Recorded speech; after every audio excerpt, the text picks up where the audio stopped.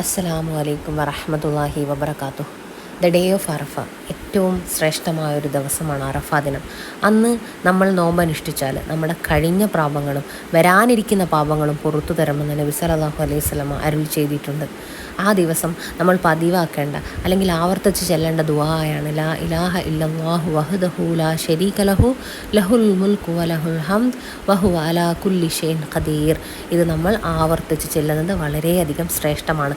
അതേപോലെ തന്നെ അള്ളാഹുവിനോട് കൂടുതൽ അടുത്ത് ജീവിക്കാൻ പ്രേരിപ്പിക്കുന്ന ആരെങ്കിലും നിങ്ങളുടെ ജീവിതത്തിൽ നിങ്ങൾക്കൊപ്പം ഉണ്ട് എങ്കിൽ നിങ്ങൾ അള്ളാഹുവിൻ്റെ ഏറെ അനുഗ്രഹം ലഭിച്ച ആളുകളാണ്. അങ്ങനെയുള്ളവരെ നമ്മൾ ചേർത്തു നിർത്തുക തന്നെ വേണം. നമ്മൾക്ക് ഒരു ഞെരുക്കം അള്ളാഹു തന്നു കഴിഞ്ഞാൽ തീർച്ചയായിട്ടും അള്ളാഹു നമുക്ക് വാഗ്ദാനം ചെയ്തിരിക്കുന്നത് അതിനുശേഷം ഒരു സൗകര്യം അല്ലെങ്കിൽ അതിനുശേഷം ഒരു സന്തോഷം നമുക്ക് തരുമെന്നാണ്. ആ ഒരു നിയ്യത്ത് മനസ്സിൽ ഉറപ്പിച്ചുകൊണ്ട് ഞെരുക്ക സമയത്ത് നമ്മൾ അള്ളാഹുവിനോട് കാവൽ തേടണം. നമ്മൾ ചെയ്യേണ്ടത് സൽപ്രവർത്തനങ്ങളിലേക്ക് മുന്നോട്ട് വരികയാണ്. അങ്ങനെ ഒരു ഇത് നമ്മൾക്ക് ഉണ്ടാവണം. ആർജവം നമ്മൾ ഉള്ളിൽ ഉണർത്തിക്കൊണ്ടേയിരിക്കണം. സൽക്കർമ്മങ്ങൾ ചെയ്യാനുള്ള ഒരു അവസരവും പാഴാക്കരുത്. അങ്ങനെ ഒരു തീരുമാനം നമ്മൾ എടുത്തു കഴിഞ്ഞാൽ, സൽക്കർമ്മം ചെയ്യാനും അള്ളാഹുവിലേക്ക് അടുക്കാനും തീരുമാനിച്ചു കഴിഞ്ഞാൽ നമ്മൾ അള്ളാഹുവിൽ അതിൻ്റെ ഭാരം ഏൽപ്പിക്കുക വേണം. അങ്ങനെ തന്നിൽ ഭാരം ഏൽപ്പിക്കുന്നവരെ തീർച്ചയായിട്ടും അള്ളാഹു ഇഷ്ടപ്പെടുന്നതാണ്. അള്ളാഹുവിനെ ഓർത്തുകൊണ്ട് ഓരോ നിമിഷവും നമ്മൾ കഴിച്ചു കൂട്ടണം. അധിക മനുഷ്യരും നഷ്ടത്തിലായ 2 അനുഗ്രഹങ്ങളുണ്ടെന്ന് നബി സല്ലല്ലാഹു അലൈഹി വസല്ലമ പറഞ്ഞിരിക്കുന്നു. അവൻ്റെ ആരോഗ്യവും ഒഴിവ് സമയവും.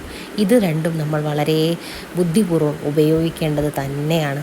അള്ളാഹു പറഞ്ഞിട്ടുണ്ട്, 10 പേരിൽ നിന്ന് അള്ളാഹു വെറുക്കുന്ന കാര്യങ്ങൾ: പണക്കാരുടെ പിശുക്ക്, പാവപ്പെട്ടവരുടെ അഹങ്കാരം, പണ്ഡിതരുടെ ആർത്തിയും, സ്ത്രീകളുടെ ലജ്ജക്കുറവും, വൃദ്ധരുടെ ഭൗതിക മോഹവും, യുവാക്കളുടെ അലസതയും, ഭരണാധികാരിയുടെ അക്രമവും, യോദ്ധാക്കളുടെ ഭീരുത്വവുമെല്ലാം അള്ളാഹു വെറുക്കുന്നുണ്ട്. നമ്മളോട് അള്ളാഹു പറഞ്ഞത് നല്ലത് പറയാനാണ്, അല്ലെങ്കിൽ മിണ്ടാതിരിക്കുക.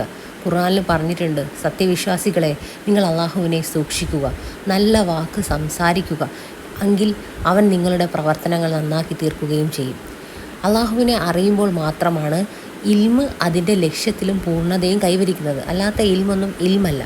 ഇബാദത്തും അള്ളാഹുവിന് മാത്രമാകുമ്പോഴാണ് അതിൻ്റെ ലക്ഷ്യവും പൂർണ്ണതയും കൈവരിക്കുന്നത്. അല്ലാത്ത ഇബാദത്ത് ഒരിക്കലും പൂർണ്ണത കൈവരിക്കില്ല. നിസ്കരിക്കാനോ ഖുർആൻ ഓതാനോ സ്വലാത്ത് ചെല്ലാനോ ഇൽമ് നേടാനോ സമയമില്ലാത്ത മനുഷ്യന്മാരെ നിങ്ങൾ അറിയുക, നിങ്ങളുടെ മരണത്തിനും നിങ്ങളെ കാത്തു നിൽക്കാനുള്ള സമയമൊന്നുമില്ല. നിങ്ങളുടെ ഖബറും അത് കഴിഞ്ഞിട്ടുള്ള